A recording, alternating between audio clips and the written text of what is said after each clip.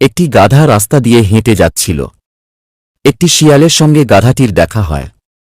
শিয়ালটি গাধাটিকে বলে, ও বন্ধু গাধা, কোথায় যাচ্ছ? আর তোমাকে এত চিন্তিত দেখাচ্ছে কেন? বন্ধু শিয়াল: আর বলিও না, আমি একটা বাড়িতে কাজ করি। সেই বাড়ির মালিক আমার উপর খুব অত্যাচার করে এবং আমাকে ঠিকমতো খেতেও দেয় না। আমি খুব কষ্ট করে সেই বাড়িতে থাকি। বন্ধু গাধা: তোমাকে যখন ওরা এত কষ্ট দিচ্ছে, ঠিক মতো খেতে দিচ্ছে না, তুমি কেন ওই বাড়িতে থাকছ? তুমি ওই বাড়ির কাজ ছেড়ে দিয়ে অন্য বাড়িতে কাজে লেগে যাও। বন্ধু শিয়াল: সেটাই তো মুশকিল। কেন মুশকিল? বাড়ির মালিকের একটা সুন্দরী মেয়ে আছে, আর 2 মাস পর তার মাধ্যমিক পরীক্ষা। তাতে তোমার কি? তাতে আমার কি? শোনো। ফ্ল্যাশব্যাক। কোথায় যাচ্ছ?